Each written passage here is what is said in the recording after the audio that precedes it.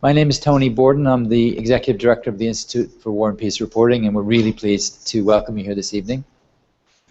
This discussion is part of the larger project, our Kenya reporting project, with our good partners, the Wayamo Communications Foundation, the purpose of which is to support journalists in Kenya and media houses to strengthen critical, independent, and fair reporting on justice issues in the ICC.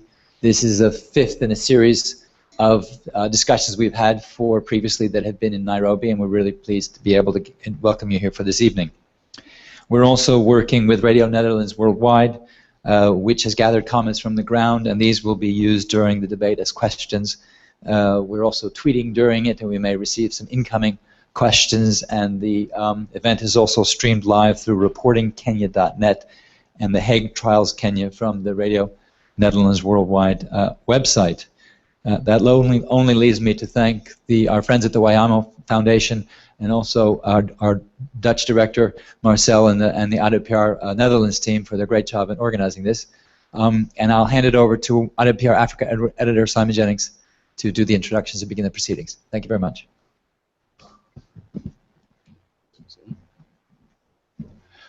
Hello, good evening everybody, and thank you all very much for coming, and welcome to this, our fifth debate in the series, organised by IWPR and the Wayamo Communication Foundation. First of all, let's say thank you very much to our hosts here at the Bel Air World Hotel for laying on everything for us here this evening.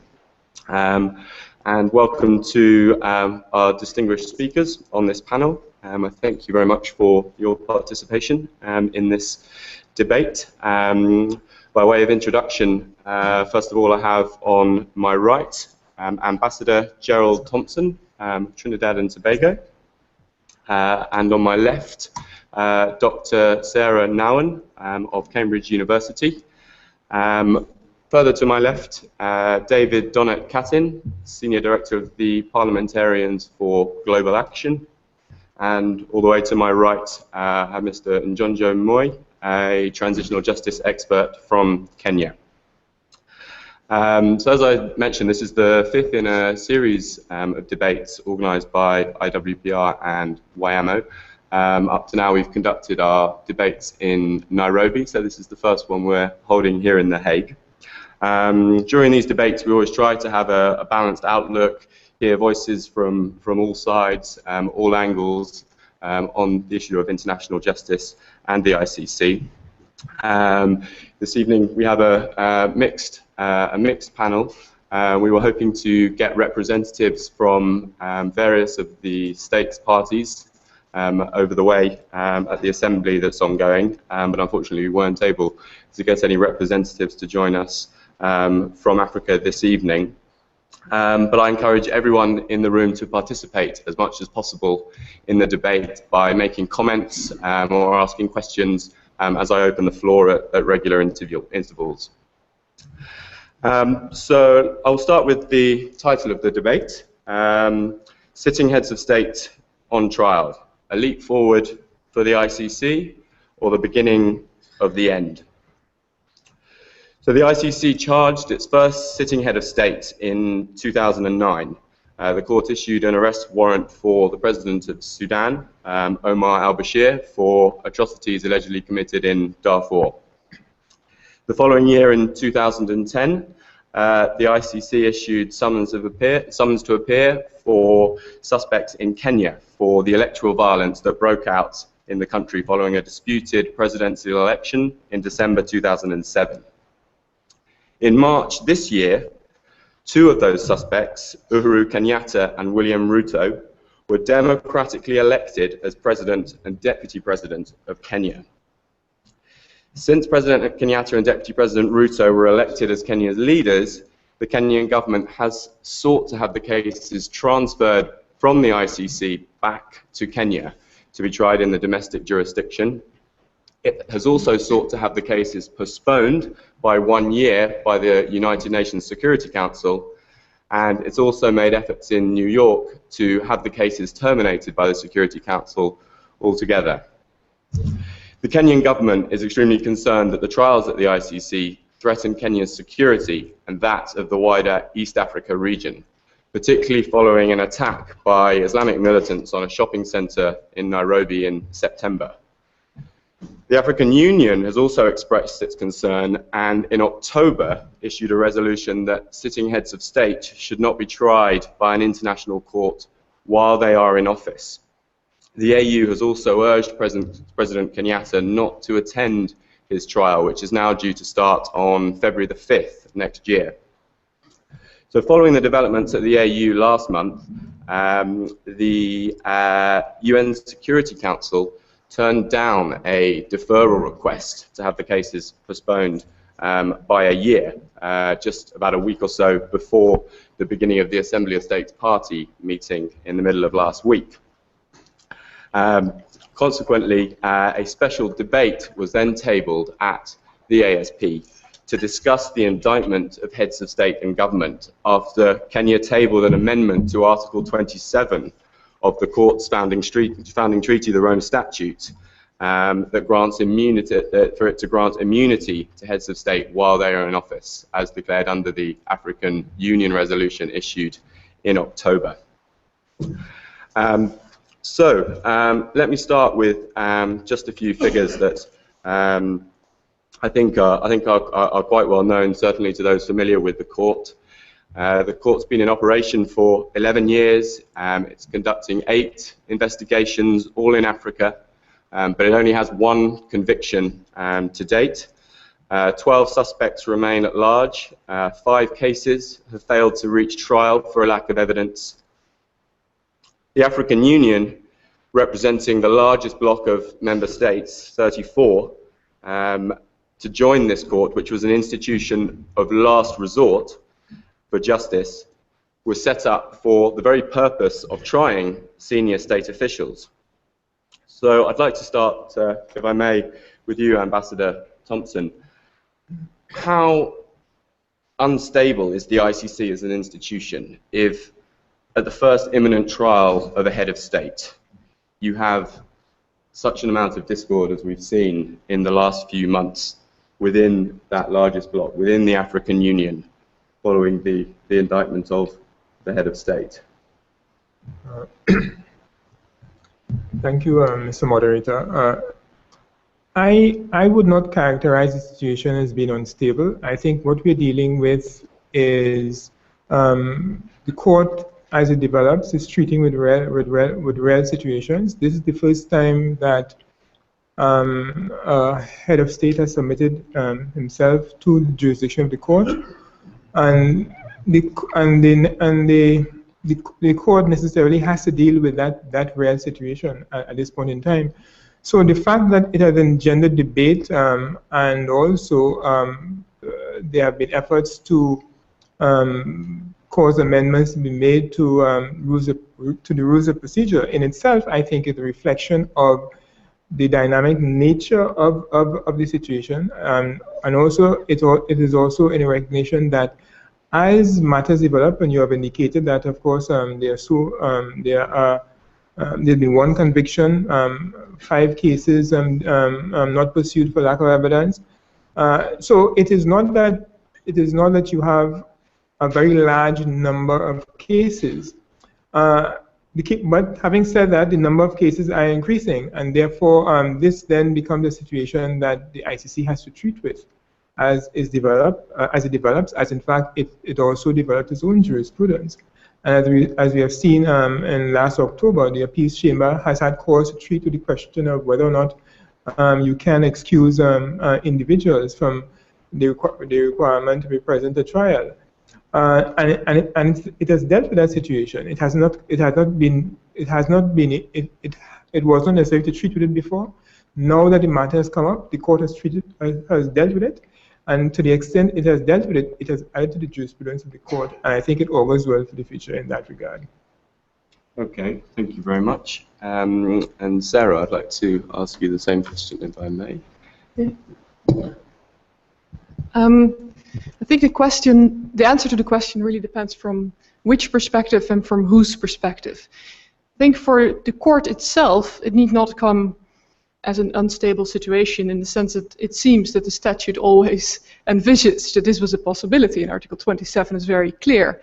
that this is a possibility. And indeed, I would say that some would argue that this is a huge step forward for the court, because it shows that the applicability of the law to those the most senior, and particularly those in office. And the argument has always been that the ICC is there to uphold the rule of law and to show that even those in office are bound by international law. Now, then of course it could be the beginning of the end, as your question or hints at, and that could be in the following circumstances. First of all, if the ICC focuses more on enforcement than on doing its legal, judicial or investigative, prosecutorial and judicial work. So if the ICC becomes more a Ministry of Foreign Affairs than a judicial institution. And I think what we've seen in the first years, we've seen a few successful cases, but we've also seen a few cases failing as a result of a lack of proper investigations. And if you look at the rhetoric of the court and all the speeches before the Security Council and everything, there's so much emphasis on enforcement, enforcement, enforcement. Now, if we remember one of the things that Martikos Kenyan has written about, he wrote, effectiveness, implementation, compliance are not the lawyer's problem, unless the lawyer has internalized the self-image of the political decision maker's little helper. So I think also in this situation it's extremely important that the court just does its legal mandate. If Kenya fails to comply, it refers that to the states parties. It's the Assembly of States Parties that has to deal with it. But it's not the court's mandate to go and try to resolve that issue. Now there are more pitfalls and risks, but I don't want to take the floor too long, so perhaps I'll come back to those. Okay, thank you very much, Sarah. David, I'd like to ask you, particularly as a representative of an organisation that seeks universal jurisdiction for the ICC in terms of ratification of the statute. How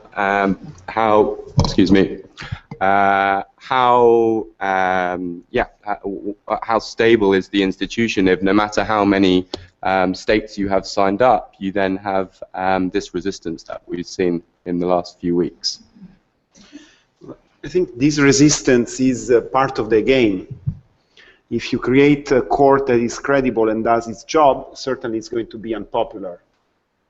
So, you know, the law is not there to protect the majority who goes to vote and elect whoever to lead the country, but it's there to protect the minority of those who have been victimized. And this is also the history of the evolution of international human rights law, out of which we also somehow saw the development of a branch of law that we call international criminal law, out of the Nuremberg principles. I do believe that instability in this type of situation is a necessary consequence of the gravity of the crimes.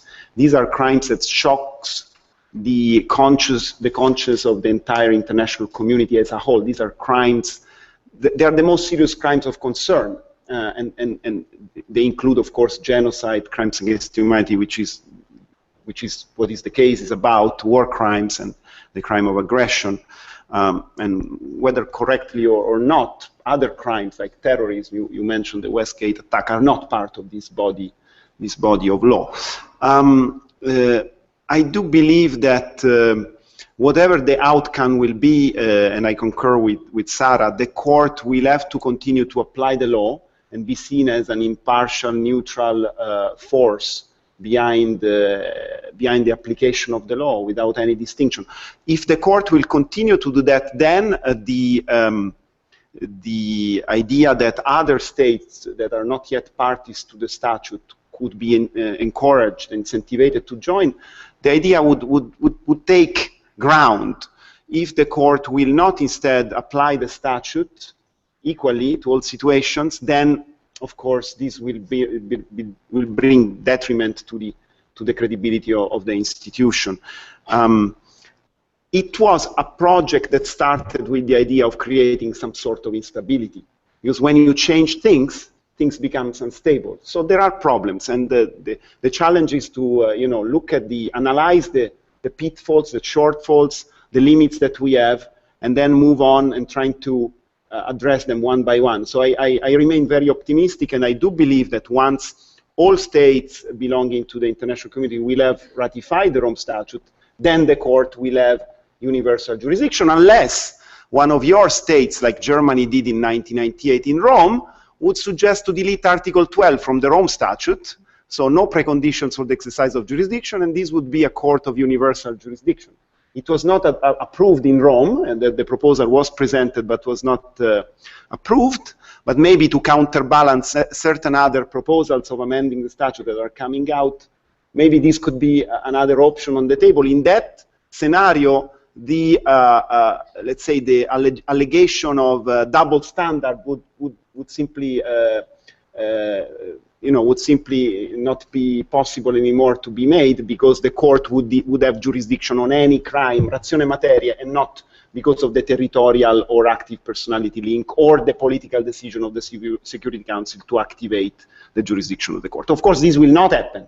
I'm just putting on the table something that is impossible as of today to take place, but I just want to put down food for thoughts, because there are also other impossible propositions on the table, like moving forward and away from 27, which reflects customary law. So I do believe that if this type of proposal are brought forward, maybe we should consider to also bring forward other proposals that will render the court even more credible and universal as the one that we know today. Okay, thanks very much, David. And finally, to you, Njonjo. Thank you. I'm not sure whether there is much I can add to those views, save to say that we must go back to the beginning. We must ask ourselves why the ICC was established. According to the preamble, it was to ensure that the crimes that shock the conscience of humankind do not go unpunished. The second point to make is that we should not behave as if the ICC prosecuting sitting heads of state is news. It is not, because that's precisely why the court was set up. And even it was foreseen that this sort of situation would happen. That's why we have Article 27. I mean, Article 27. So the thing is, I think we must be unapologetic and state that the ICC was not just envisaged as a court of last resort, but as a court of nuncamas. It's a court of never again. And therefore, when we ask ourselves the question, is the prosecution of sitting heads of state a leap forward, or is it the beginning of the end for the ICC? I think it depends on how the ICC itself handles this foreseeable situation of having heads of state on trial.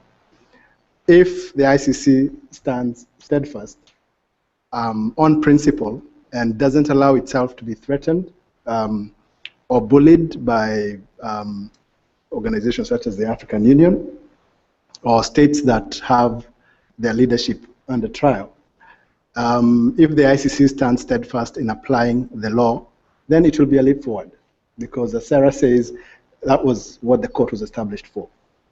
If, on the other hand, the court allows itself to cave in to political pressure, whether coming from the AU or a particular country or the Assembly of State Parties or even the UN, then it's going to be the beginning of the end.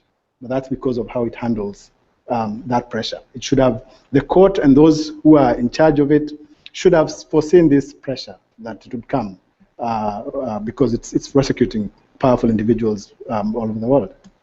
Okay, thanks, Roger. But let me pick you up on that. I mean, we only have to look at some of the decisions coming out of the court around the Kenya cases, and we see a number of concessions from the judges, particularly the trial chamber, who originally granted absence to Deputy President Ruto and President Kenyatta for much of the proceedings.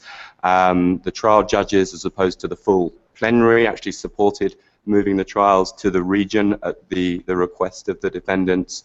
We now have some proposed amendments on the table around Rule 134 and attendance, but these sorts of concessions that are being made on the basis of state officialdom, whereby surely you can interpret this that then not everyone is equal before the law. Now, Sarah before mentioned diplomacy compared to law, a criminal court. Are these concessions, and I refer back to the title, is that not the beginning of the end for the court when it starts going down this road? I think you seem to be agreeing with my latter point where I say that it will be the beginning of the end if the court allows the law to appear to bend to politics rather than the other way around. I'll just use an example of what happened shortly after William Ruto got permission to travel to Kenya for he said he was going to sit in for the president as he was traveling to Rwanda. And the following day, his co-accused Joshua Sang made an application that he wanted to go home and attend the graduation of his 6-year-old daughter. Now, the court refused Joshua Sang to go home for his 6-year-old daughter's graduation. And I'm not sure why. Because if Article 27 is saying everyone is equal before the court and before the law, then actually I would imagine that the graduation of a 6-year-old daughter whom you promised you would be there.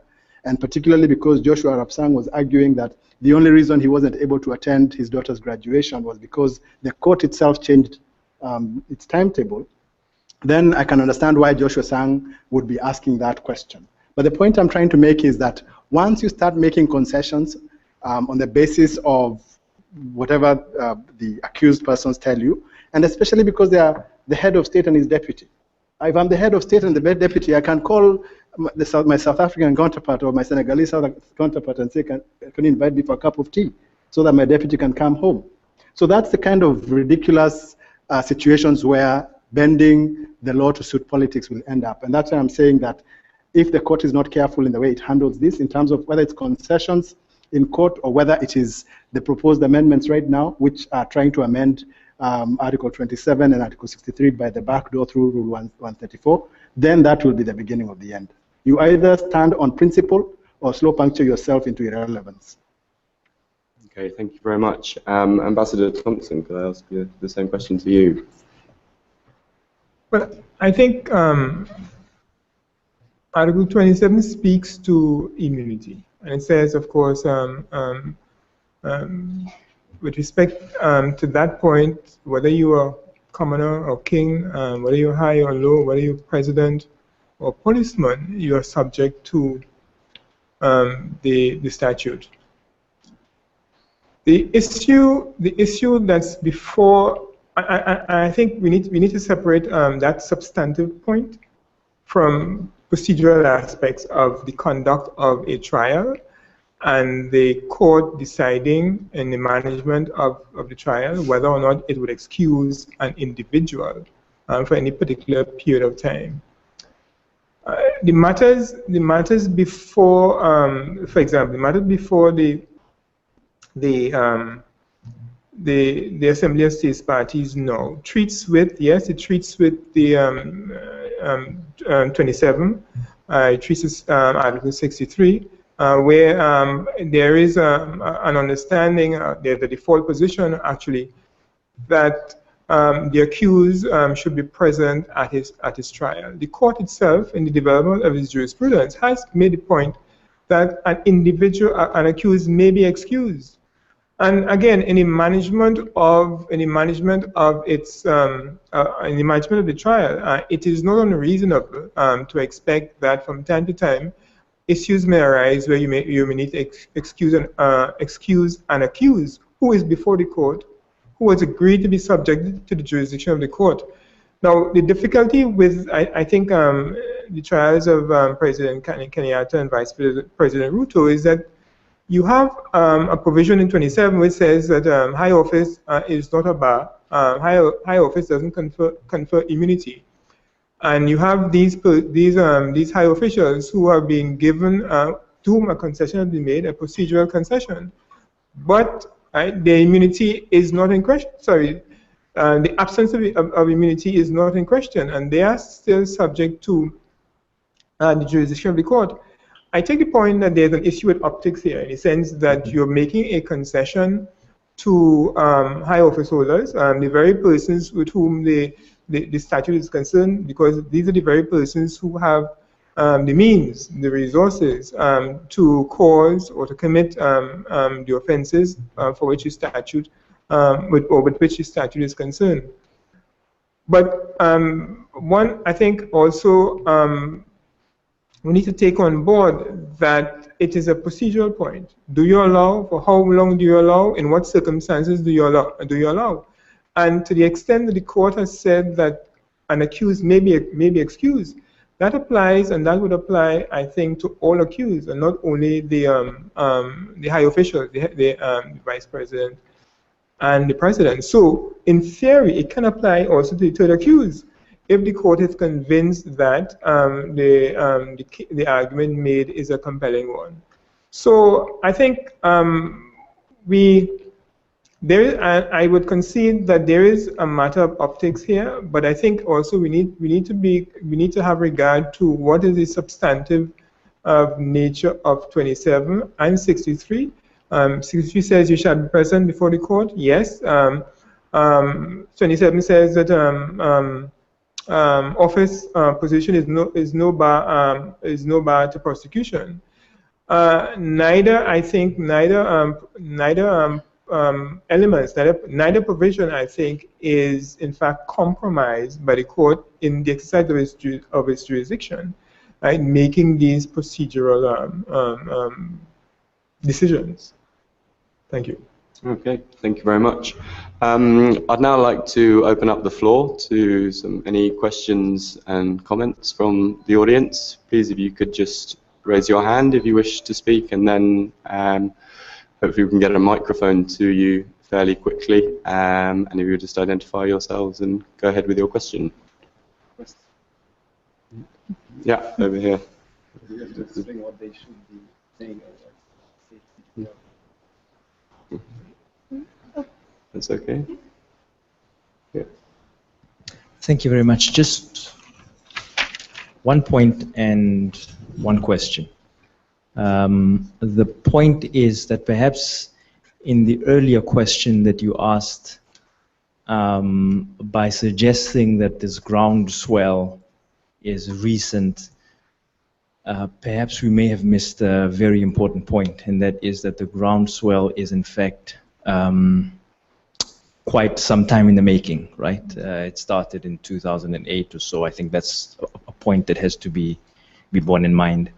And then just in terms of my question, Sarah Nowen, you mentioned the idea that it's important for the ICC to stay clear of issues relating to enforcement and so on. And I assume from reading some of your work that this is linked to the idea of the ICC, to the question of the extent to which the ICC is political versus being judicial, and that perhaps being so much involved in enforcement questions and so on tends to push it towards the political. This is an assumption that I'm making. The question that I have for the rest of the panel members, because there seemed to be a lot of agreement amongst you, is whether or not the rest of the panel members in fact share this view of yours, that the court should stay clear of these issues and focus only on making decisions, judicial determinations, investigations, and should avoid questions relating to the extent to which there's enforcement. That I assume this would include questions relating to court officials lobbying delegates about what the rules should look like, and so on and so on. So I would be very interested to hear actually from the other members of the panel whether or not they would share that conception, assuming my assumption of your views are correct. Thank you very much. Thank you. Do we have any other questions at this time? Please feel free. Yeah. Thank you. My name is Korir, part of the Kenyan delegation. Actually, mine is more of a commentary in terms of the question before this panel. Essentially, I think the ICC is just, it's a court like any other. And so the question we need to be asking ourselves is, what is that ensures the legitimacy of a court? How does a court ensure its own legitimacy? And my view basically is that if a court is properly founded in law, if its prosecutorial policy is above board, if its prosecutorial choices are truly fair, if the procedural safeguards in the execution of a trial are above board, then such a court need not be afraid, or need not be threatened by whatever criminal defendants appear before it. A court needs to be afraid when it is aware that the prosecutorial choices that it has made are politically motivated. It needs to fear and quake when it is conscious that in fact the basis for decision making are issues or are evidence or is evidence that has been collected other than in the most, with the highest level of integrity. I believe that the ICC need not be afraid merely by the fact that it's engaged in trials of persons of the highest profile. If in fact, these are the fundamental underpinnings, of the justice system. I mean, speaking in relation to the Kenyan cases, I think one must question the prosecutorial choices that have been made and wonder, in fact, whether the persons who are presently before the court are persons who bear the highest responsibility. Questions have also been raised in relation to the threshold of the crimes that are alleged to have been committed. The question being, are these crimes truly?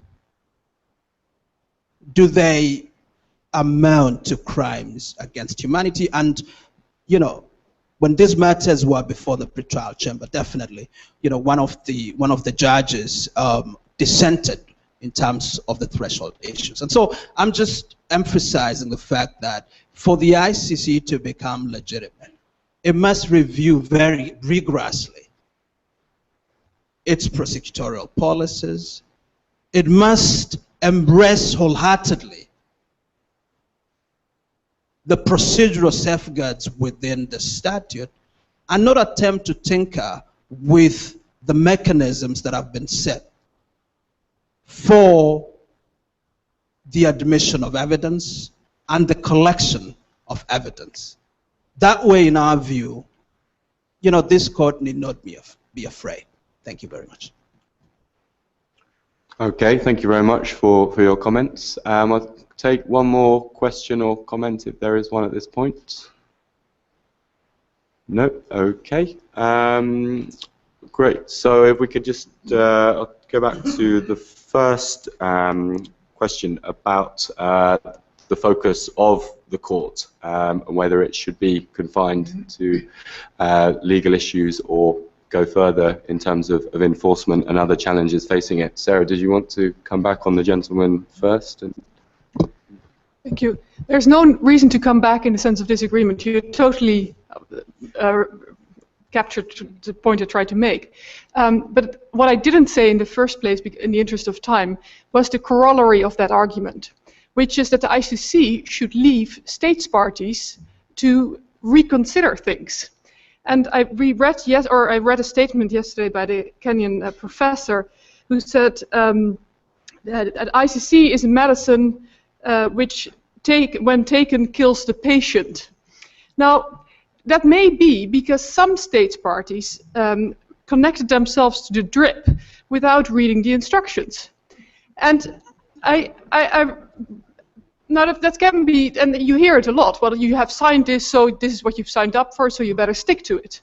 But that's not the case either. States are entirely free to review their what they've signed up to. Of course, they cannot amend things unilaterally, but together they can do a proper, and I don't mean the stock-taking exercise of 2000 in Kampala, but I mean a proper stock-taking exercise of what is the impact of an absolute war on impunity, what the ICC is all about, and what is the impact of this war being absolute in the sense of uncompromising vis-à-vis other aims.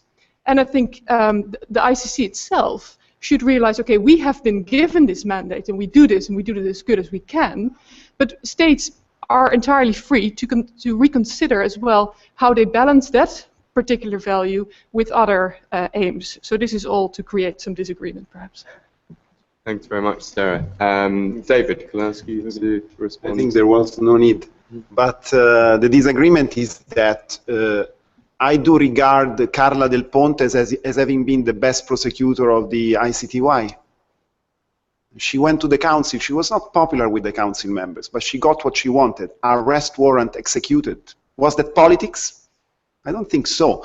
I mean, a prosecutor is a prosecutor, has a special mandate to put forward. And of course, a prosecutor applies the law. A prosecutor that wants the arrest warrants to be executed is a legitimate prosecutor. It's a legitimate position for a prosecutor to have. As an attorney general or prosecutor general of the republic in any one of our national systems.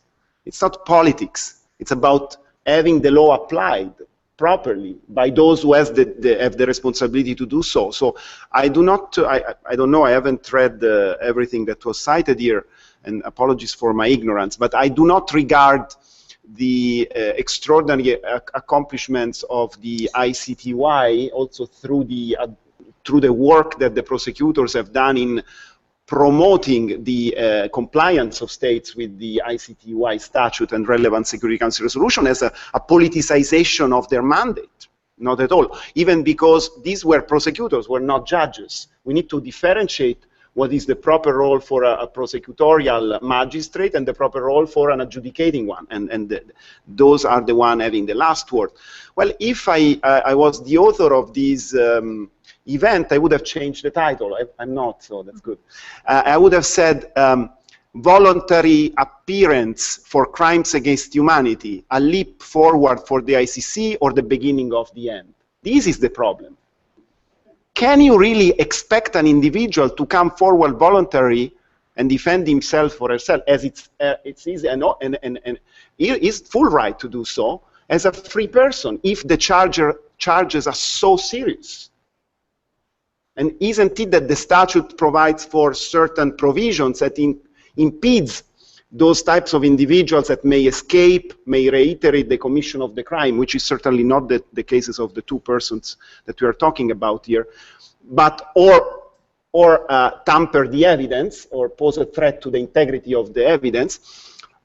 Well, were those conditions in place when the individuals were allowed by the prosecutor and above all by the judges to appear voluntarily? Are those provisions being respected today? This is the questions we should pose to ourselves. This is where probably the court got it wrong. Am I right or not? If I'm accused of a single murder, am I allowed to walk free and defend from self by flying back home every weekend or every day, every week? For a single murder? No, my friend, no. You know, you are presumed innocent, but you can defend yourself in all ways, and you can, if you have ability, if you have money to go and influence people, you are constrained, and you defend yourself as either at house arrests or as a detained person. It's a norm when there are very, very serious crimes, when there is an entire machinery. You know, those involved in certain crimes are not doing those things on their own.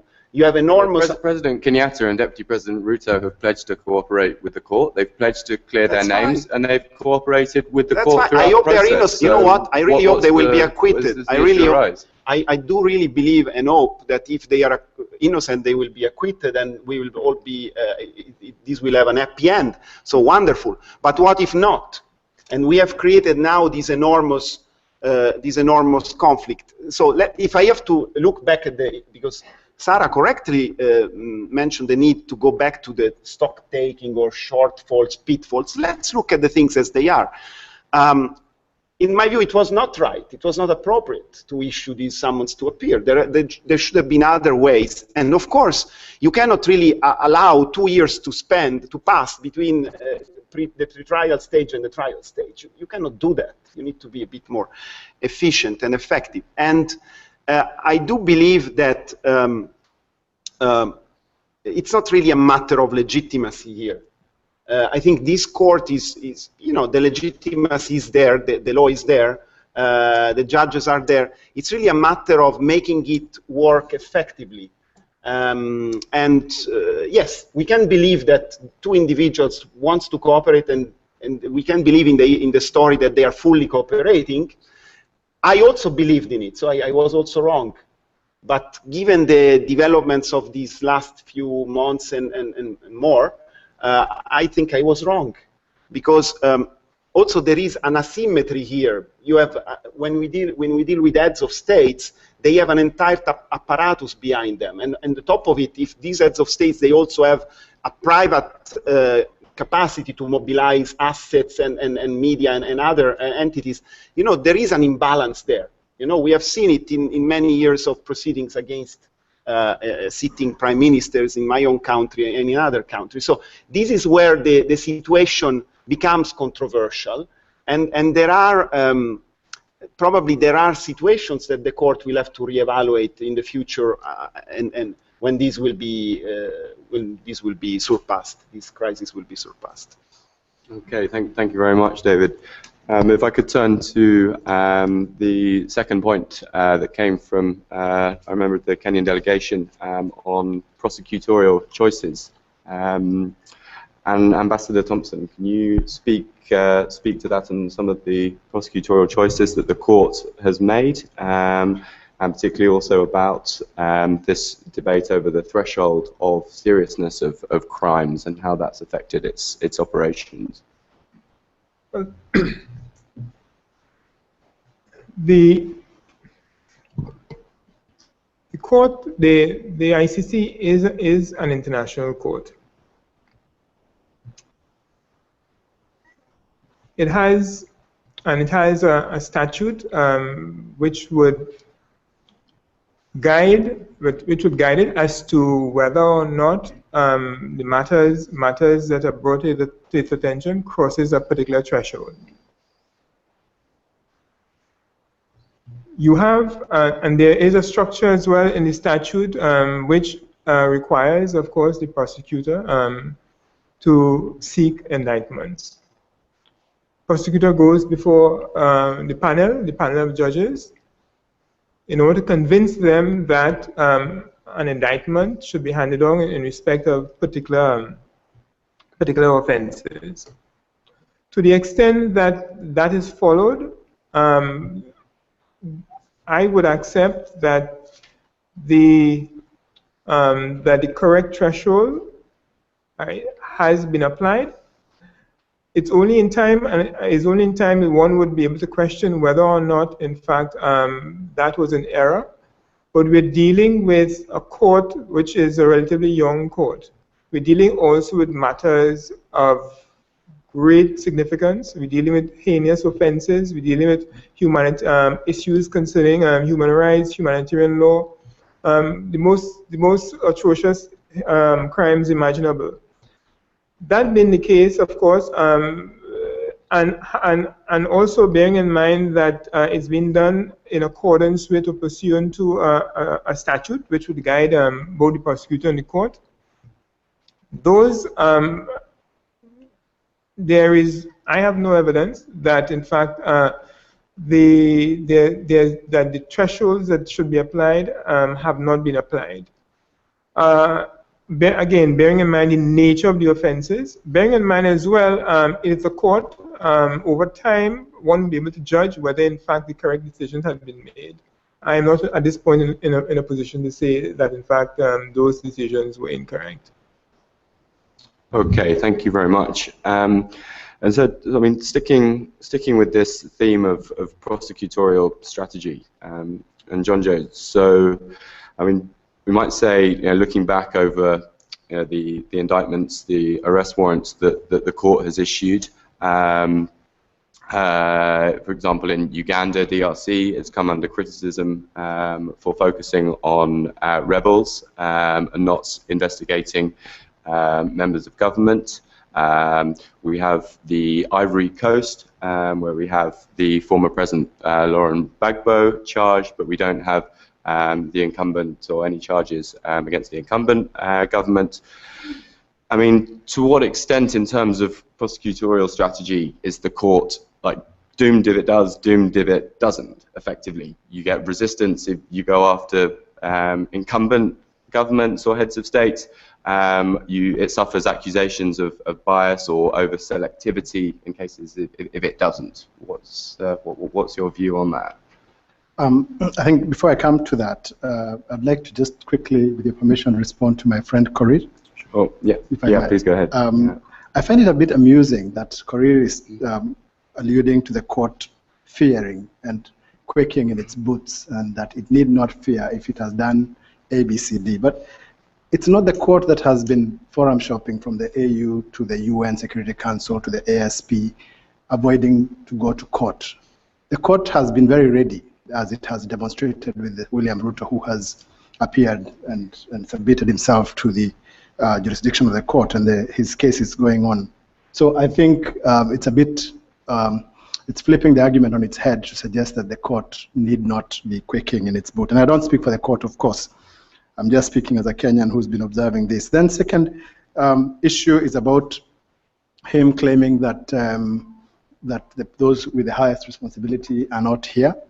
I don't know the body of evidence that the prosecutor relied on to bring these charges, but I think he seems to be laboring under an interesting narrative that has been emerging in Kenya to suggest that because Raila Odinga and Mwai Kibaki are the two individuals who ran for office in 2007, then they automatically bear the greatest responsibility, which is obviously not necessarily the case, because I can run for president and my friend Korir can so believe in me that he goes and kills people when I'm not declared. That doesn't mean that I should be charged with the offenses that he commits. And thirdly, very quickly, is about the threshold issue, if I may. It is true that Judge Hans-Peter Cole dissented on whether the threshold had been passed to make these international crimes. And the issue there was about organizational policy. I don't want to go into the details. I think that is now water under the bridge. He dissented, but the majority ruled, and we have that. The train has left that station. My friend Korir, I think I would like to use a popular Kenyan saying, accept and move on. With regard to the prosecutor, the question that you've asked me, and the prosecutor being damned if he does and being damned if he doesn't. I wouldn't want to sit here and pretend that the court has been perfect in the choices that it has made. Questions have been asked. Questions have been asked about Louis Moreno Ocampo appearing on camera with Yoweri Museveni to announce his first case, opening of a case against the rebels in northern Uganda. And as you have said clearly, that there are issues about who he indicts that starts to make the court look more and more like Victor's justice. But again, you come to Kenya, and the prosecutor indicted 3 people from both sides, and 2 of them then got on to become president, deputy president. And he still gets, or now Fatu Bensouda now still gets blamed for that. So you may be quite right that you're damned if you do and you're damned if you don't.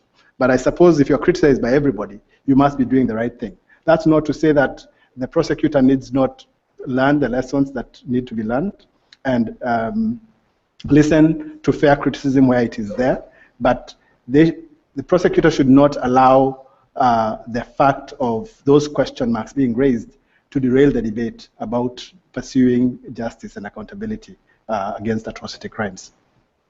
Okay, thank you, John Joe.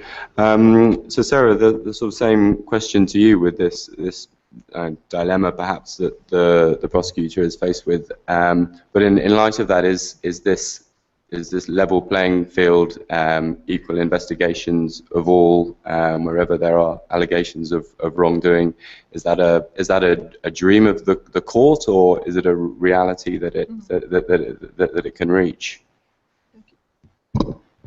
Yeah, so that's a beautiful continuation of where we started. We started with this ideal of Article 27, and in that sense that what is currently going on is the ideal because it shows that even presidents are accountable before the law.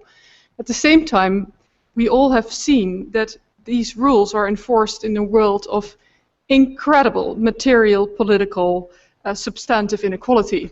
And that has clearly, I would say, impacted on what the court has done. You have referred to the discrepancy between, on the one hand, power and the rebels in particular countries. I would say Sudan and Kenya are the only states where, and Kenya now, but not at the beginning so clearly, but at least where incumbents have been targeted, and in the others it has been mostly rebel forces. So in that sense, the court has mostly followed power rather than spoken against power. But even more so, I would say, it's not so much within situations, but the selection of situations itself. And then I think that's what my South African brother referred to when we talk about this groundswell of the problem. To be honest, I think this entire thing about whether or not the president has to be here or whether he can Skype in for his trial is a bit of a non-issue. I think the real issue, and the problem is that we haven't had it articulated yet, is the key question: what does justice mean? Now, of course, we all know that justice in the context of the ICC is accountability, but there are so many more other conceptions of justice in this world. And one of those many other conceptions of justice, in addition to restorative justice, is also justice as equality. And I think what part of the sentiment in Africa, and I'm not saying that every African, but at least within the African Union, is that perhaps that the incredible selectiveness of situations now is fundamentally undermining this principle of this principle of equality, justice as equality. Now, there are two things of how do we deal with this. On the one hand, all the supporters of the court, and I think they're absolutely right in that idealism, they always say, you know, it's true, we are not universal yet, justice is applied unevenly, but the glass is half full rather than half empty, we're striving towards a full cup. And I think that's true if you define justice as accountability. We're getting there, we're getting closer and closer. But for those people who define justice as equality, the glass is getting emptier and emptier and emptier, because current inequalities in the world seem to be entrenched by the court. And I think this is part of this groundswell of problems that is now being defined as an issue of whether the president may or somebody may go home for the birthday party or the graduation party of the 6-year-old daughter. It's actually about much more fundamental things. And I think the key challenge for both the African Union is on one hand to formulate this, but on the other hand for all others, including panels like this, is to address the core issues. Okay, thank you, Sarah. David, would you like to take up any of those points on that dilemma? Thank you. Yes, of course, criminal justice is only a very, very small component of the type of policy measure that you can apply to make things work. And we know it as the ultima ratio or extrema ratio, or the last type of measure that you can take in very difficult situations where other remedies are not available. Honestly, the type of jurisdiction that the court has has been probably one of the main drivers of the selectivity in terms of situation selection. There are certain legal parameters that exist and cannot be avoided, and these are the reasons why certain situations like Syria do not fall under the jurisdiction of the court. Yes, it doesn't look good that the court is active only in certain situations, not in other, but probably this is the start of a long journey that one has to. Yes, it's the half full, half empty. I know I'm too optimistic here, but I think it is very important for us to be realistic and try to try to see whether this project is having a preventative effect or not. And yes, it's very difficult to prove, but it has had, in my personal view, in certain situations, an important impact on a certain number of policymakers, including those who belong to my own organization, who happen to be, in many, many countries, very influential figures who can advise presidents, take executive decisions, and be scared if the wrong decisions are taken, and certain consequences may occur. You may say, this is just speculative.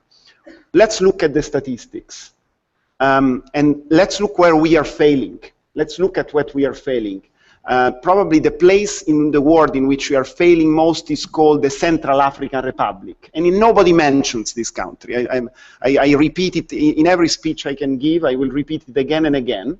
There is something happening there that looks like the next bloodshed. And voices have spoken about it. And there is a case before the ICC about certain crimes committed by foreign troops that went in at a certain point in time, at a certain point of an armed conflict that took place in 2003, the Bemba case, and Bemba being a Congolese.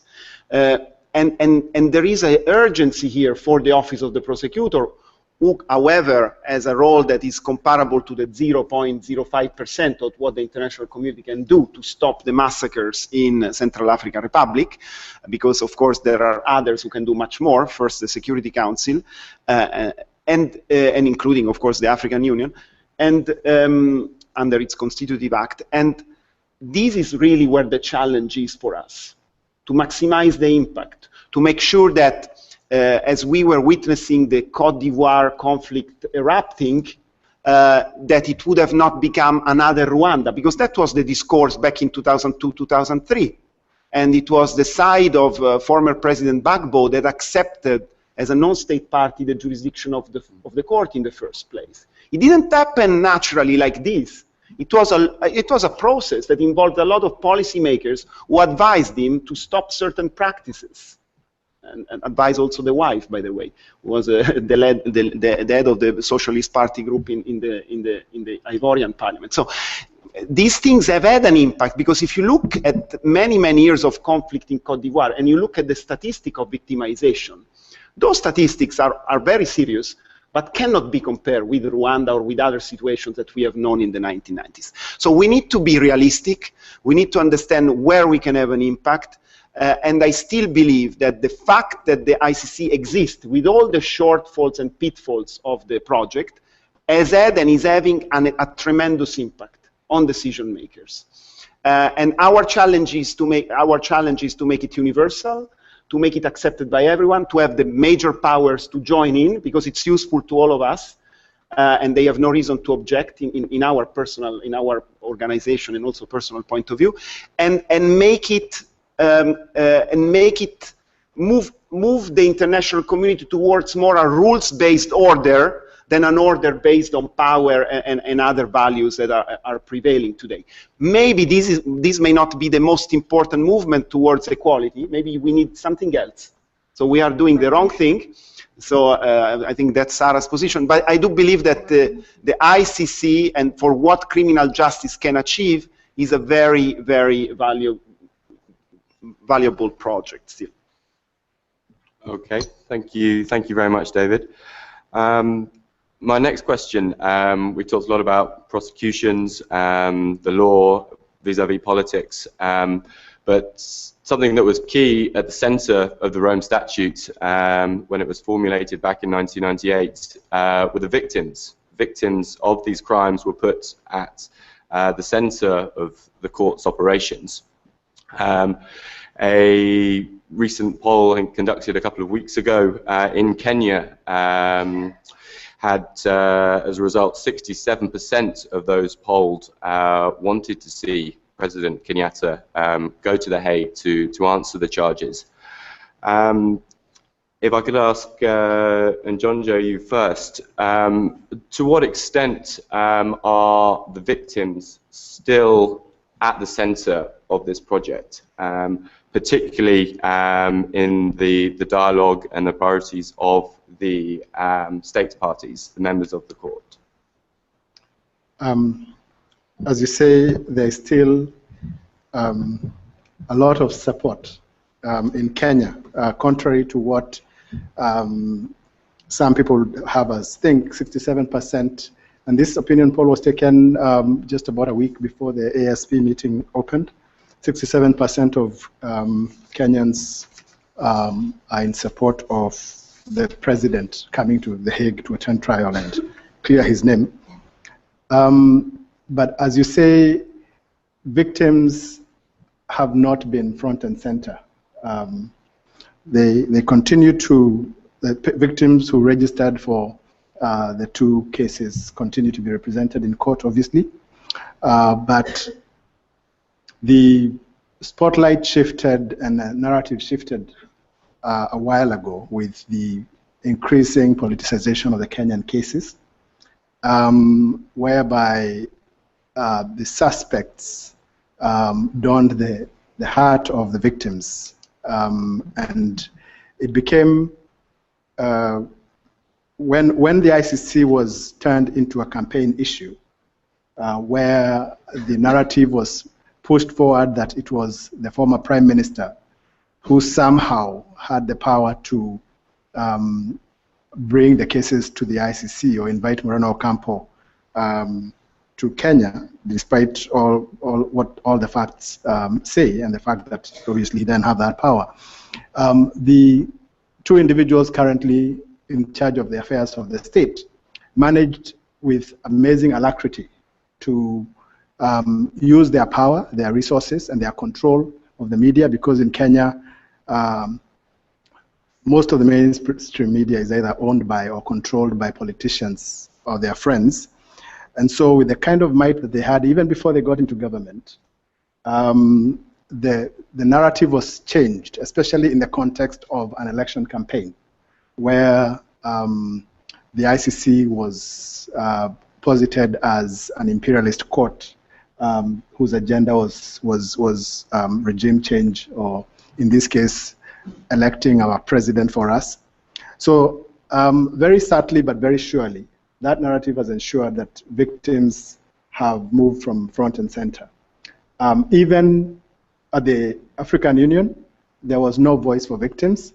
Unlike here, where civil society has at least had a chance to address both the plenary and side events, the AU has no such space. And so the only person or people who speak at the AU are Uhuru Kenyatta and William Ruto and their representatives.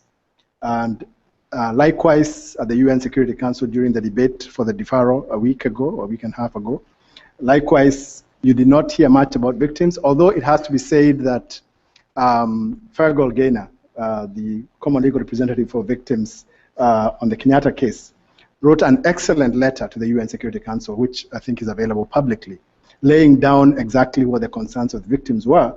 And he is in constant touch with the victims. So he wasn't speculating. You know, a lot of times we are asked, civil society are asked, who do you speak for? Who told you, who have you been in touch with? But Fergal Gaynor is the victim's lawyer, and he talks to them every day. So the issue is that the issues of the victims are still of moment. They are represented both in court and also in forums such as the UN Security Council.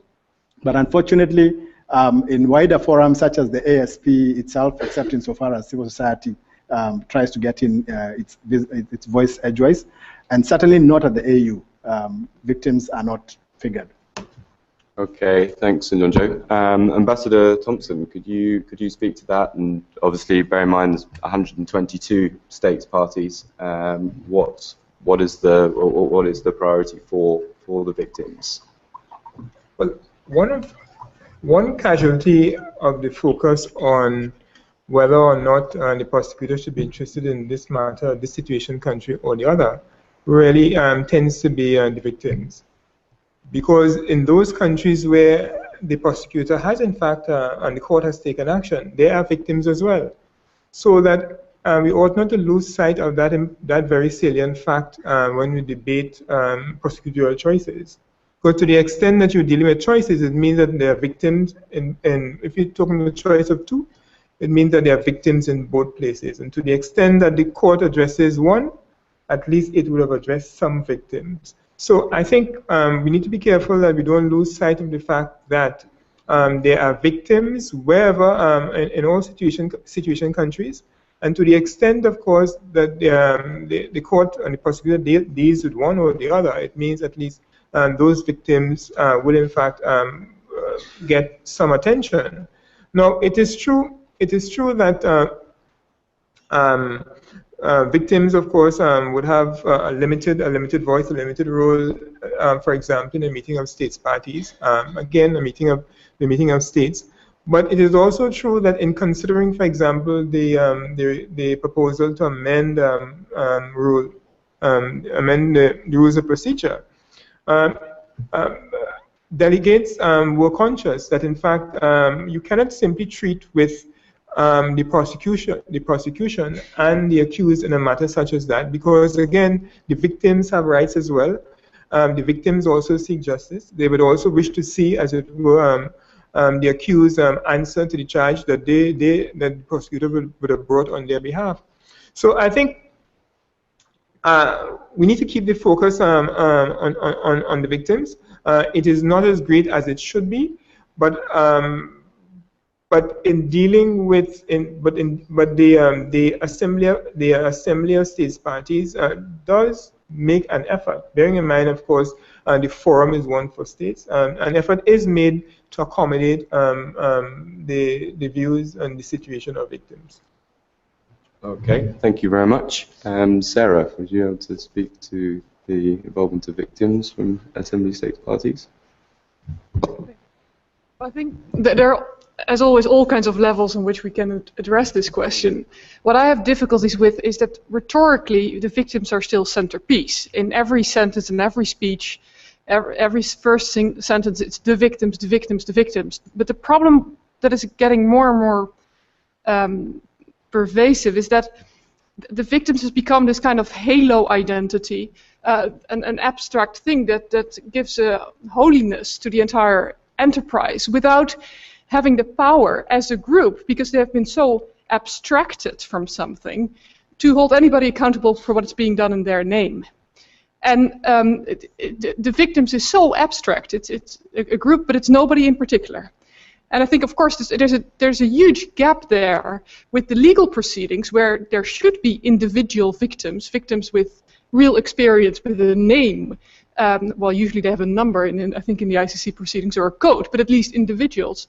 But that participation has become more and more and more restricted and less individualized. So you get this increasing gap between, on the one hand, the holiness of the victims with capital T, capital V, as the justifying, almost sovereign of this entire project, and on the other hand, the reality of court proceedings in which the victim is participating less and less individually. Okay, thank you. And David, I'd like to ask you to add your thoughts. Well, we had victims coming forward and speak their story in the Bemba case. They came, women who suffered raped. They represented their views and concern under Article 68.3. We had a lot of victims who came forward as individuals and participated in court proceedings. Of course, in the Kenya jurisprudence, Sarah is right. The Kenya jurisprudence unfortunately got it wrong and blurred them into an undetermined group. Of course, we cannot really, as we can be critical of that jurisprudence, which unfortunately is the only one going in this direction. We, however, need to be a bit cautious because of security issues relating to individual victims and also, of course, to witnesses. So probably it's not really the example to be made. The court should be measured on other situations where victims may have and should have the ability to express freely their opinion and reveal their identity in a context in which they may not be at further risk of re-victimization, re-traumatization. So unfortunately, the Kenya case is probably the most problematic one, also in this respect. And I totally agree. And this was the outcome of the plenary session on Friday.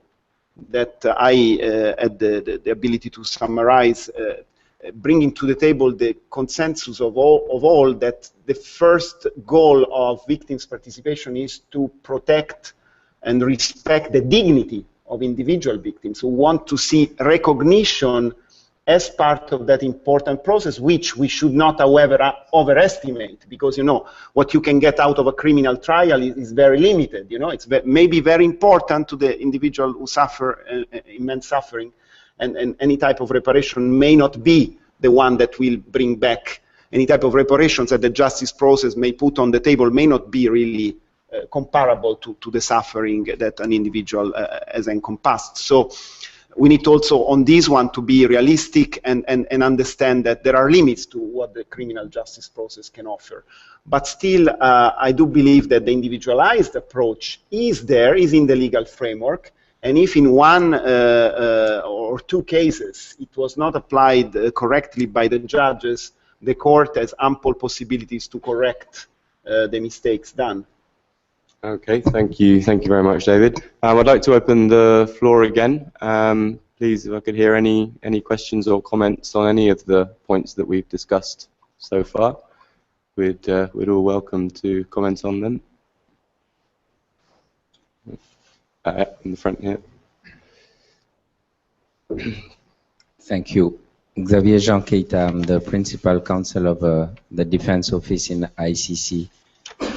I heard David talking about what's happened currently in Central African Republic. There are other places in the world with, we can quote Syria. It's not under the jurisdiction of the court. No, but I am just quoting we agree. A place. The thing is, there are so many expectations. I'm in the defense side for the proceeding, but I totally agree that victim place now it's probably a problem. My question is, do we realize that perhaps we were too optimistic with ICC, and there are many expectations about ICC, when internally I realize and I fight every day about means, about budget? People are expecting that ICC can do everything, but we do not have the means to do everything, even for victims. Is it the responsibility of ICC to deal immediately with Central African Republic? What about Syria? What about Palestine? Can we be everywhere? Do we have this means? What about the responsibility of the UN? ICC is an exceptional jurisdiction, seeing that the priorities for the state themselves. We forgot the responsibility of UN, and this is our responsibility. When we talk about ICC, ICC is not perfect, but we have some political aspect, because if it is not an initiative of a state, it can be an initiative proprio motu of the prosecutor, but this is a question of strategy of the prosecutor. We can discuss about it. But what about the responsibility of the UN imposing a veto, preventing the international community of intervening somewhere? We should question that instead of focusing only on head of states. Thank you, Ms. Keita. Have we got any other questions? Any other comments? Yeah. In the middle here again. I hope I'm not being notorious, but No, please go ahead. I think it's really important to underscore the central place of victims, you know, in this entire enterprise. And I really want to say that in the Kenyan context again, there is a deep acknowledgement that enough has not been done in terms of addressing victims' concerns and rights. And that is why the Kenyan government has rolled out a very comprehensive program to reparate and resettle victims. And I am aware, for instance, that within this budgetary provision, over 4 billion Kenyan shillings, the equivalent of about 40 million $40 million US dollars, has been allocated by the Kenyan state to resettle victims and provide peace dividend resources to enable them, go on with their lives. We are really concerned indeed that the collectivization of victimhood in the manner in which Sarah articulated has neutered the voices of true victims in the Kenyan process. It has rendered victims impotent in terms of agency, so that strategic actors, such as my friend John Jamue, can emerge and begin to articulate themselves as representatives of victims who, as a matter of fact, they have not met, they do not know, and they have not interacted with. And that, in our view, is the reason why this system cannot deliver as it is right now. It cannot deliver justice to the most important category of affected people, namely the victims. And I think that's something that we all need to grapple with. After the post-electoral violence, the Kenyan state established a Truth and Reconciliation Commission, for instance, to provide a space for honest conversation around the difficulties that had taken place in Kenya. Civil society, led by men such as John Jamue, opposed that initiative and favored very strongly an initiative outside the Kenyan context, namely the ICC process. Our view really is that while acknowledging the fundamental role that the ICC plays, the primary responsibility for addressing the structural drivers of violence lies with the nation state itself. And even when it has been inadequate, the Kenyan state has made so much effort in the direction of meeting victims' rights, even when it had little capacity. Thank you very much. Okay, thank you very much. Any more questions? Yeah, there's a hand in the middle there. Yeah. Thank you very much for inviting us, and I think I want to say I've enjoyed listening to this, but I would like to just comment on the question of the so-called opinion poll, which is being referred to as reflecting what 67% of Kenyans want. I would caution here that opinion polls in Kenya, as we know them, are selective. They are dependent on whoever has funded the opinion poll, and therefore they should not be taken to reflect that all Kenyans, 67% of them, want Uhuru Kenyatta at The Hague. I think that is the caution I would like to give. I would also like to say that in terms of the victim, what Dr. Kuril is saying is a correct position. Victims have been misused for purposes which depends on the person who has the vested interest in terms of what they want to achieve. They'll use the name of the victims so that they can come here to either at The Hague, instead of telling us the true fact of the victims who are Kenyan citizens and who Kenya government owes a responsibility of looking after. They want to come here, paint a picture of a government that has not cared about its citizens, a government that has not done anything in respect of anything that appertains to the victims. In fact, the record will show that in terms of the victims, right from 2009, the Kenya government has undertaken a process whereby it started by resettlement. It thereafter went into cash payments. It thereafter went into building schools and trying to give counseling and schools and facilities which were available. In terms of whether the Kenya government has been discriminative, there is no evidence here shown that the Kenya government decided that it was not going to take care of victims arising out of the current cases and dealt only with the cases of the ones who are being resettled. What the Kenya government was doing was in terms of the conditions in which the victims were in. Those who are outside in camps needed urgent resettlement and to be taken out of the bad conditions in which they were in. In terms of the other victims, alongside, there are very many other victims alongside, not just the ones whose names are in court, whose names are in the government records, because that's the Kenya government that went out first, took the details. It was not the NGOs that would have been in a position to take the details of the people who are affected. Those records are there, and the Kenya government continues to keep in mind the place of victims, and the Kenya government has projected to see what they can finally achieve. It is not instant coffee, and it's not possible to be achieved in a one-off. Kenya government is not the two accused before the ICC. Kenya government is the state, and the state which owes its responsibility to the citizens. Thank you. Thank you very much. We have a question over here on the right. Two questions. Kyoko.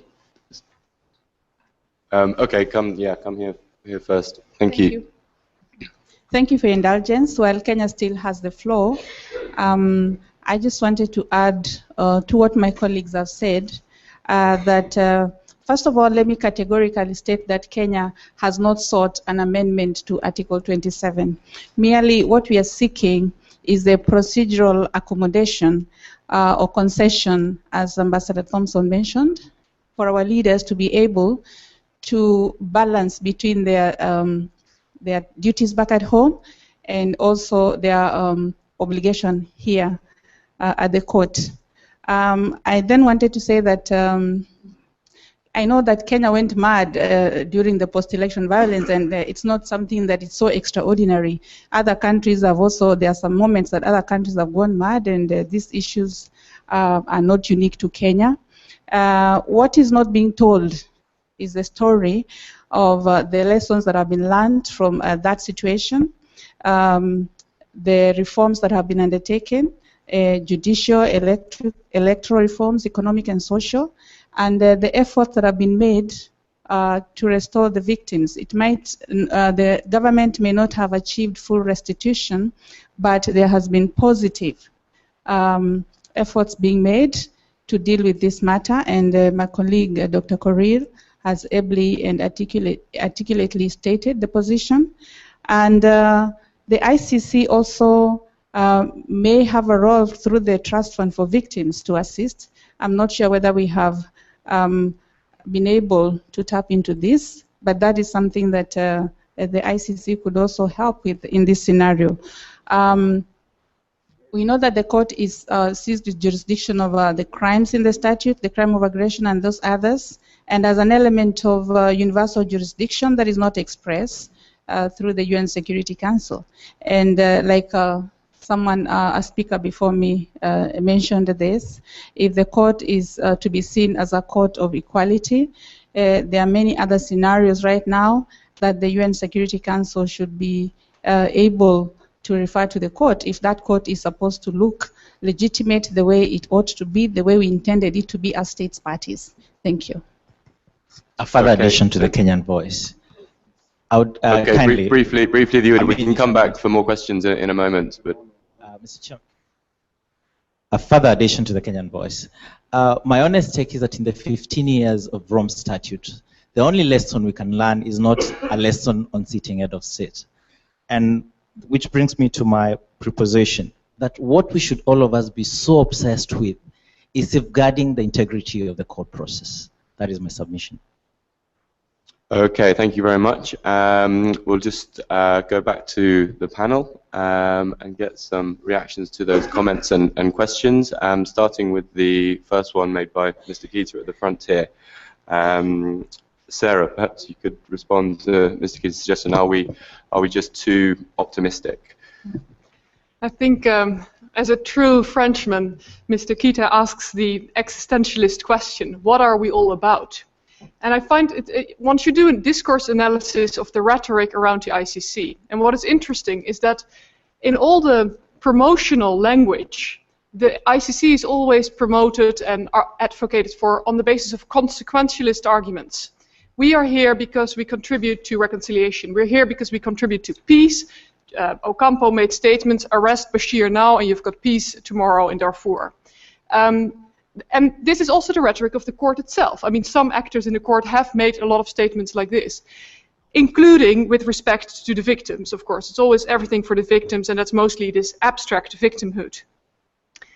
But then, whenever the court is attacked, it is defended on the basis of deontological arguments. We are here purely to do justice and to implement our mandate and nothing else. You can't hold us responsible for what's happening, the impact on peace, because that's the mandate of the Security Council.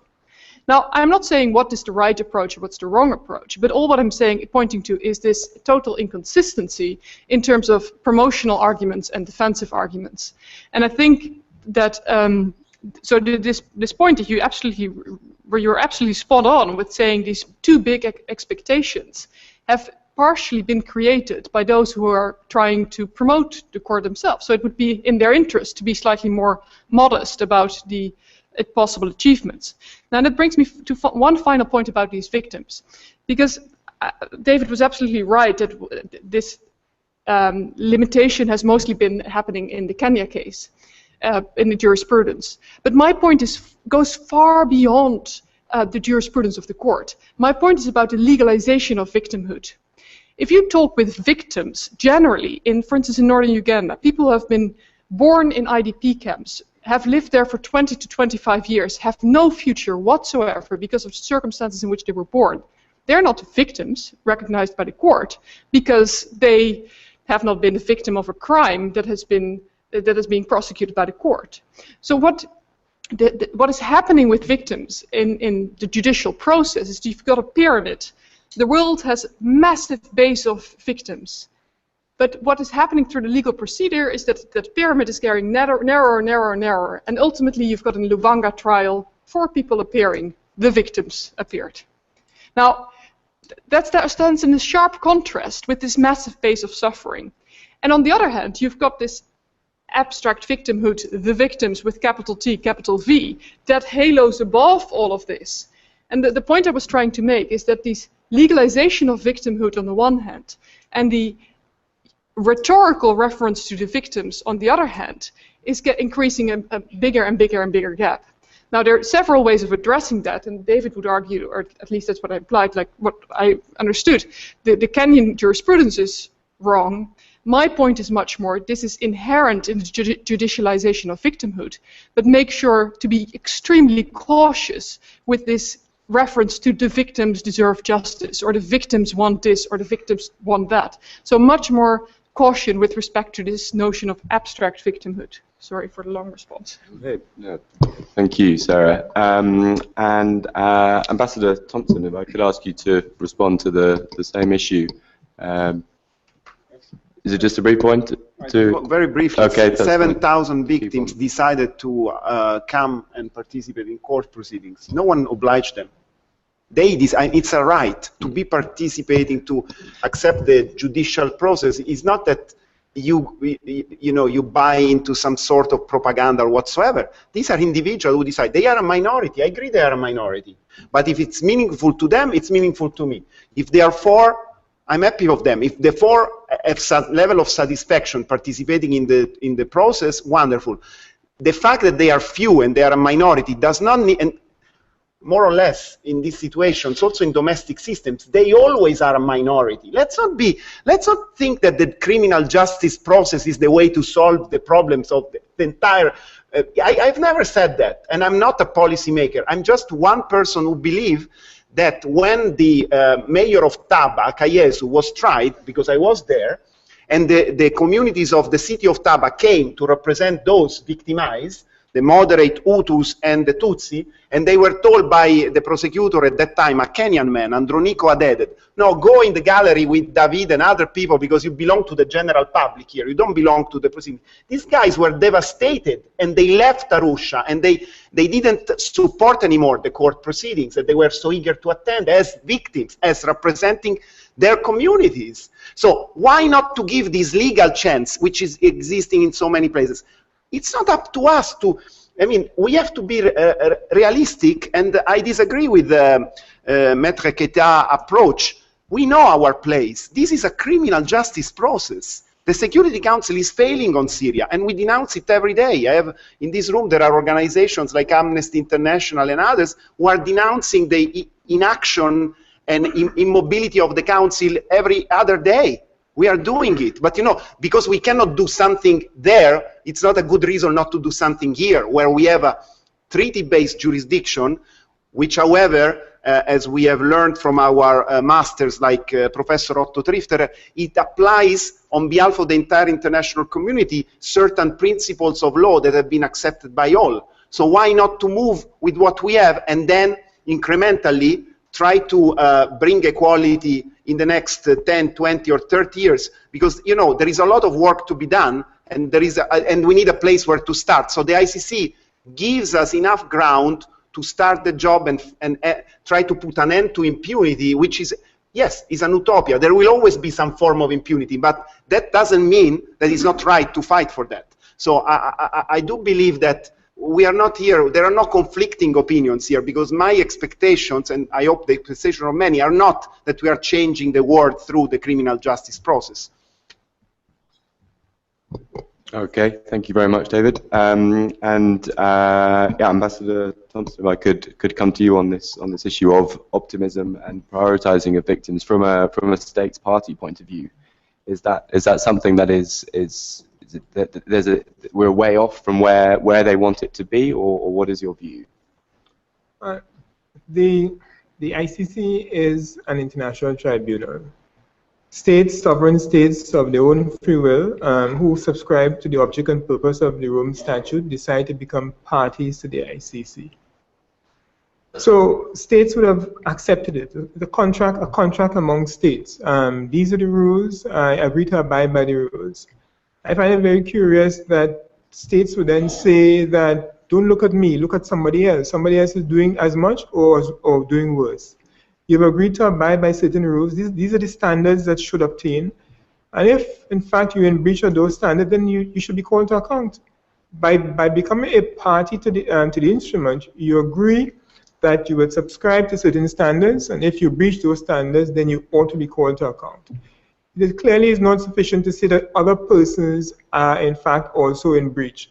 Some of them also should be called to account. In fact, all of them should be called to account, but as indicated earlier, there are legal constraints.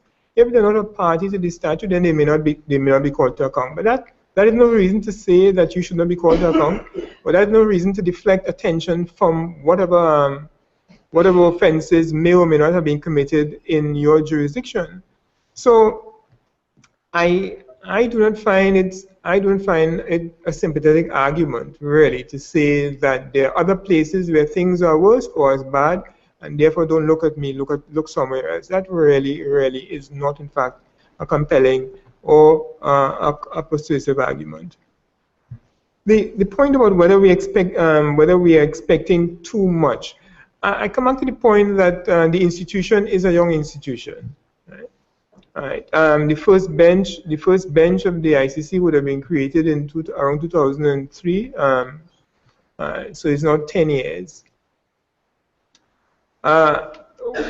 It is a creation of states, of sovereign states. Again, the court needs resources to do what, in fact, it has to do, what states parties wanted to do. To the extent that it has those resources, it will be able to do more. If it has insufficient resources, it will not be able to do as much. And of course, victims assistance is one of those areas where, in fact, resources could be more plentiful. And so I think my view is that it is still early days, which is not to say, of course, that one can criticize performance to date. In fact, if criticisms are warranted, in fact, the court, like any other institution, should be criticized. It has to be accountable. It has to be accountable to states parties, and of course, to the world at large. Its goals are lofty, very lofty.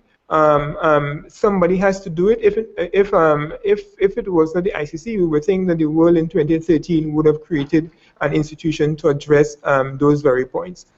Certainly, we have moved beyond the point where we will regard these crimes, war crimes, crimes against humanity, genocide. We have moved far beyond the point where we will, in fact, regard these offenses as simple offenses and not to be treated specially, and not to have the greatest opprobrium attached to their commission and to their perpetrators. So I am optimistic. I think we in Trinidad and Tobago, we attach particular importance to the institution. We see it as moving global society forward in terms of ending impunity. And to the extent, again, that we are having this debate about whether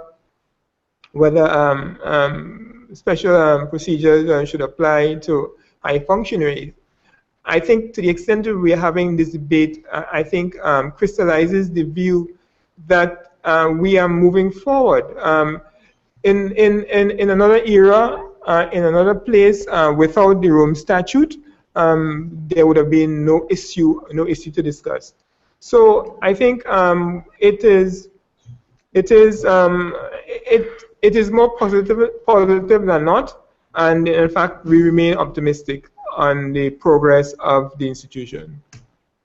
Okay, thank you very much. And John Joe, if I could just ask you to speak briefly to Mr. Keda's question, but then also respond to the comments and questions from the members of the Kenyan delegation, and particularly this issue of victims being misused or mistreated in some way by those that are seeking to prioritize their needs.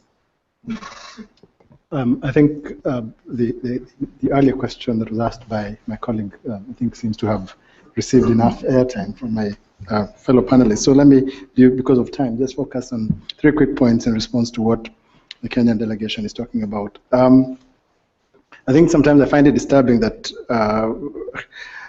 government delegations come to meetings like this and just bandy about figures and facts that are supposedly true merely because they are asserted.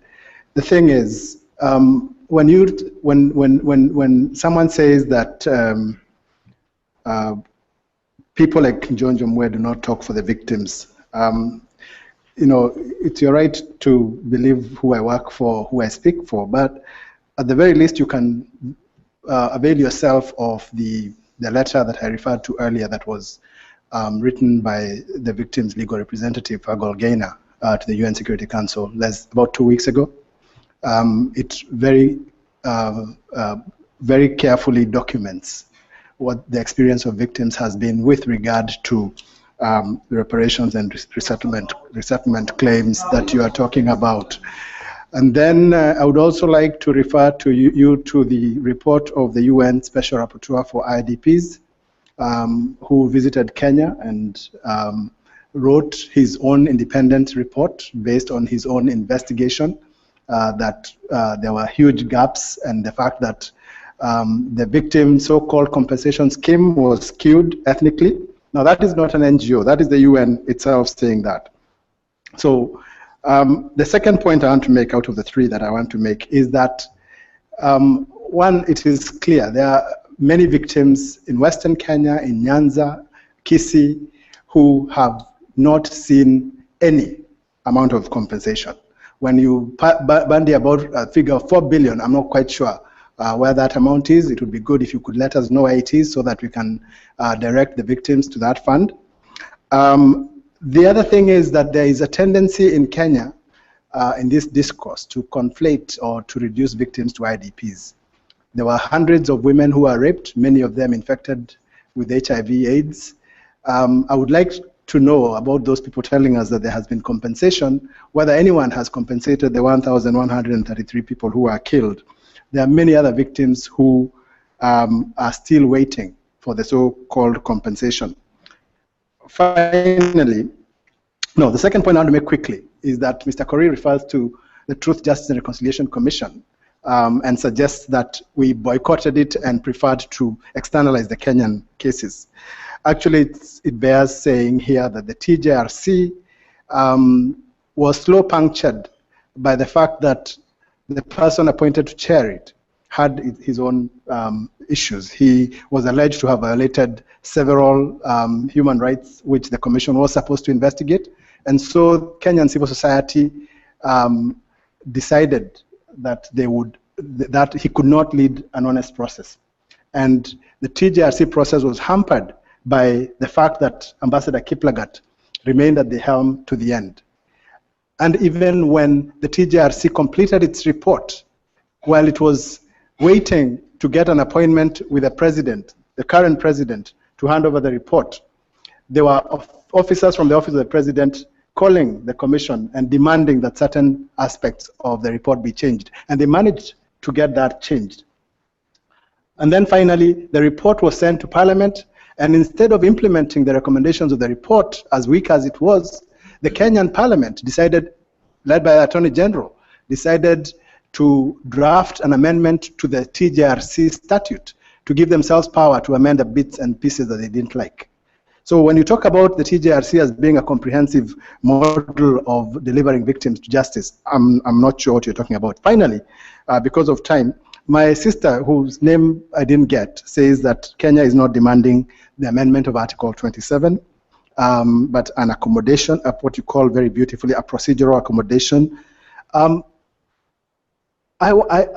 wonder though, I mean, it is clear, of course, Kenya doesn't stand a chance of getting Article 27 amended given the rigorous process that is required. But what Kenya is trying to do, given the drafts that we've seen the last 2 days, is to amend Article 27 through the back door. And you are saying that you want a procedural accommodation so as to balance between what Mr. Kenyatta must do attending his trial and governing the country. But it is the same candidate Kenyatta who told us that the ICC was a personal challenge which he would be able to deal with and govern the country when he became elected. I would like to know when this personal challenge became escalated to such a global crisis that every international meeting must come to a standstill so that Kenya can be heard. Okay, thank you, and John Joe. Okay, time is pressing on. I don't wish to keep any of you from the bar much longer, so I'm going to ask the panelists a final question and to answer very briefly, if you would. We've all highlighted many challenges facing the court here this evening, but I think we can all agree in this room that we want a court that dispenses justice that is fair, that is neutral, that is balanced. So if there's to be whatever the outcome of these cases in Kenya is over the coming months, what would be a successful outcome for the ICC that it can be marked as a leap forward for the court? And I'll start with you, David, if I may. I really cannot answer this question. I do apologize, but I think the court is applying the law, and that's what it is. So whatever the outcome will be, it will be fine, because the court is applying the law, and it's not about the outcome. It's about, doing what a judiciary. I don't necessarily mean like in terms of a judgment or anything like that. I mean in terms of all the elements that we've discussed here this evening in terms of how the court operates. No, I thought you were referring to the two cases. Because no, I'm not talking about a legal judgment. That's fine. I think that allowed me the opportunity to make the difference between the courtroom, what must happen in the courtroom, and what we can debate outside the courtroom, because we have a profound respect for that. So I do believe that if this debate around sitting heads of states or former heads of states or non-heads of states who campaign and then become heads of states will help us in sending the message or reinforcing a message that is certainly already out there, that you cannot behave in the way in the past certain leaders have behaved. If that is the outcome, then I think it would be an enormous success.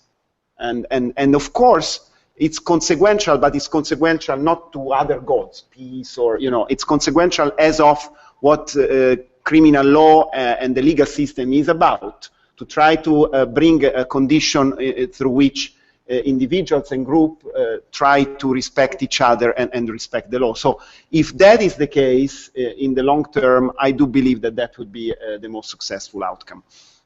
Okay, thank you. And Sarah?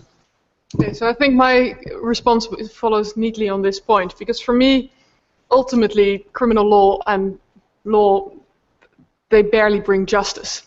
And now, of course, they may bring a component of justice, but the key problem, and I think therefore also the key solution to that problem, the key problem is what is happening is that global justice is becoming monopolized by the discourse of international criminal law. And global justice is so much more than just than passing judgment.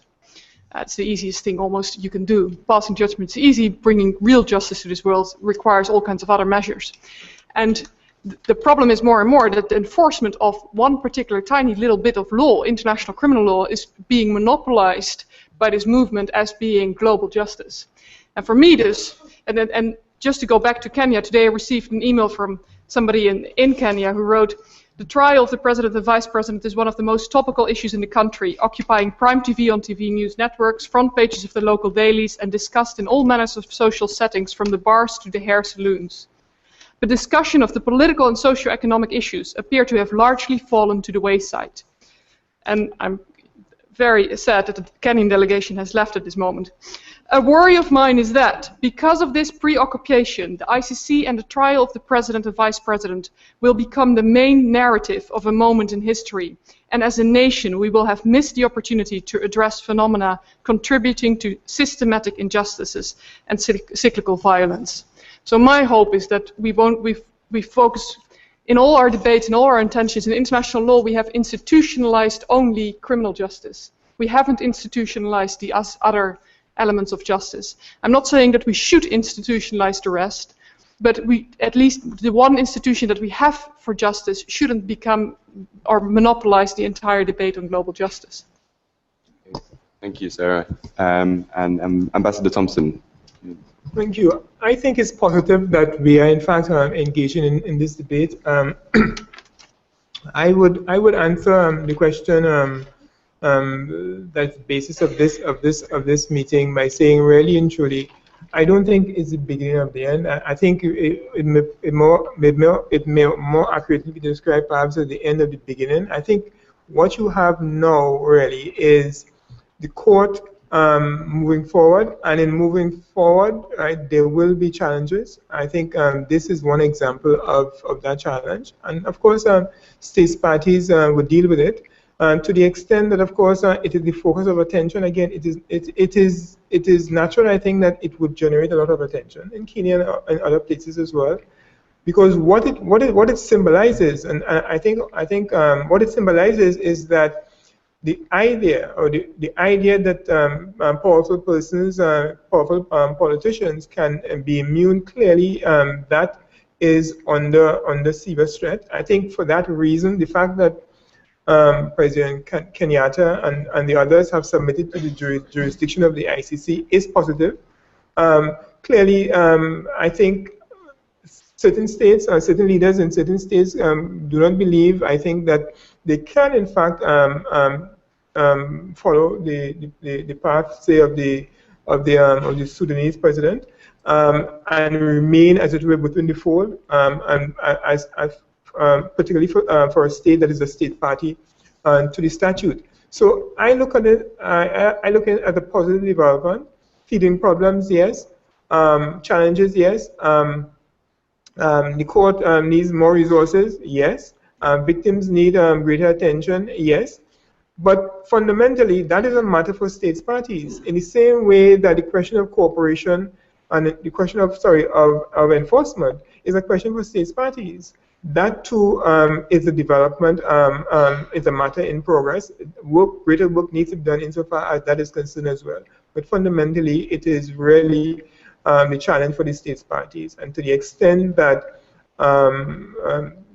this matter is these trials are before the court at this point in time, to the extent it generates this kind of attention, I think it speaks to, hopefully, the end of impunity, which is what the Rome Statute envisages and hopes for, the object and purpose of the instrument. And I think really it augurs well for the future insofar as that is concerned. Okay, thank you very much. And finally, Njonjo.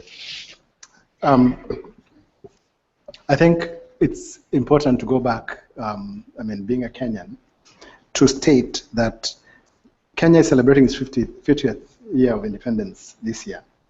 And those years, while we have much to celebrate, we also have much misgiving about our independence because of the history of impunity that our country has experienced. We have lived in a polity where there were some people who were untouchable regardless of what they did. And people have been talking about how the 2013 election was peaceful. The variable in 2013 election was the ICC, because politicians knew for the first time that they could not practically or literally get away with murder to get to power. So I think that this moment that the ICC is facing at the moment is the quintessential problem that the ICC was created to face. If it weathers the storm, then it's going to be a great leap forward. If, as I said at the beginning, it does not, it makes accommodations that will end up slow puncturing it, then it's going to be the beginning of the end. And just to respond to what Sarah read, the email that Sarah read, I completely agree with you that it's really a pity that the whole country, the ICC cases have sucked up all the air from the room. As far as that goes, I think there are very many important things that are going on, particularly as we continue to implement the new constitution, that need to be part of the conversation, and they're being, in a sense, eclipsed by the ICC. But having said that, I think it's important to know the context in which that is happening. That Kenyan public life has been dominated by a very small political elite. And it is that elite that has sat at the top of a country that is one of the most unequal societies in the world. In fact, just today, a report was launched in Kenya titled The Inequalities in Kenya, Pulling Apart or Pulling Together, by the Society for International Development, that shows the very sorry state of inequality in the country. And this is because resources follow power in most of the African countries. And people then fight to the death to capture power. So if you don't deal with the issue of impunity and accountability, you will not deal with the issue of inequality. And that's why the ICC remains very relevant, and it must stay the course in Kenya. Okay, thank you very much, Njonjo. And with that, I'd like to call an end to this debate and thank all my panelists very much for some really insightful comments on this issue that, has obviously caused a great deal of thought and provoked a lot of debate over the past week, and we still have a couple of days yet to go. And with that, I'd like to also thank the audience and invite you all to take some refreshments at the bar just outside there. Thank you very much.